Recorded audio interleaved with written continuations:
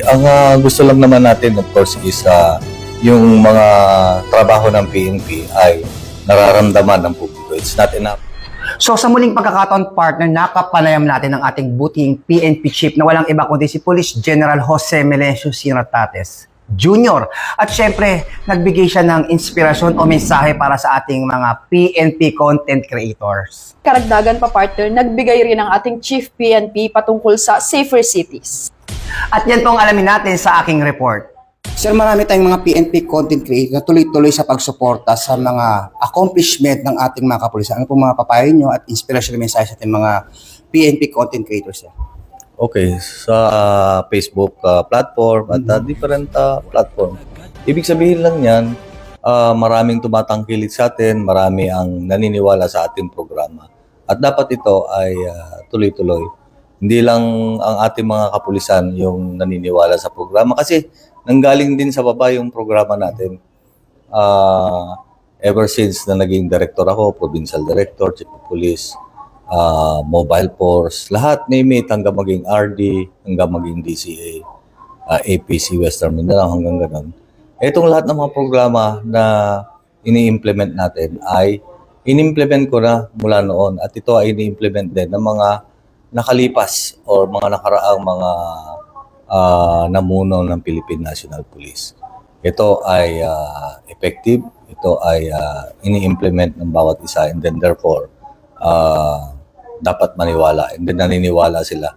Hindi lang yung kapulisan natin naniniwala din sa programa, pati pamilya na rin nila, kaibigan nila, and at the same time, ang komunidad. Sir, karagdagan pa, sir. Mataas ang ating survey sa Okta Research, sir. At kabilang na rin dito yung ating safer city, sir. At ito hindi mapasinungalingan ng publiko, sir. Ang gusto lang naman natin, of course, is yung mga trabaho ng PNP ay nararamdaman ng publiko. It's not enough na tayo ay nagpapatrolya, na nakikita sa kalsada. Dapat ito ay nararamdaman. Kaya ang mantra natin, of course, is serbisyo mabilis, tapat at nararamdaman. Kung ang meron tayong survey trust rating and confidence ng ating publiko, yan lang ang nagpapatotoo na tayo ay nararamdaman. But hindi tayo titigil na hanggang 63 or 61 at hindi tayo titigil na sa numero lang. Dapat ipakita natin na tunay na nararamdaman tayo. Dapat yung mga kabataan, dapat alas 10 ng gabi ay nasa bahay na. Okay lang ba itong ganito? Tama ko yun. May curfew sila mga kabataan para di magulo. Malaking tulong po. Okay naman po pag po ang mga kabataan yung nasa loob na ng pamamahay ng ganung oras. Puti yun para maiwas mga gulo-gulo. Okay lang yun, dapat nga yun. Para safety na sila. Mas okay na yun kung merong nagbabawal na yung mga kabataan is wala na sa kalsada. Dapat ganong oras na sa loob na sila ng bahay.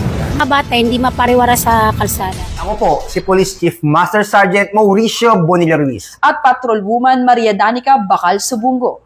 Alagad ng batas, tagataguyod ng Balitang Pulis. Lilingkod sa bawat Pilipino at magbibigay ng tamang impormasyon para sa tahimik at maayos na Pilipinas. Police News Network, alagad ng batas, tagapagtaguyod ng Balitang Pulis, sandigan ng mamamayan, patnubay ng katotohanan.